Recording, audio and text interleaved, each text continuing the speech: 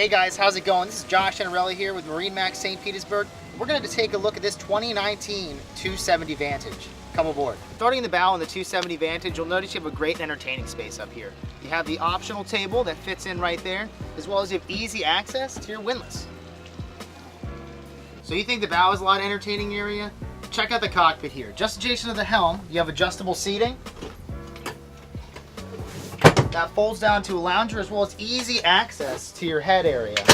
You have a nice, large, spacious head for those days of the sandbar. A common theme we're going to see throughout the 270 Vantage is comfort.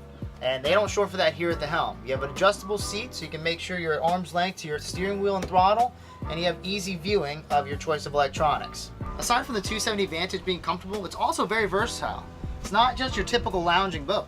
You still have rod holders as well as a live well, so if you want to go out and catch some fresh fish, you can do so, no problem. Continuing on the theme of versatility, the 270 Vantage has a huge cockpit area for those days offshore.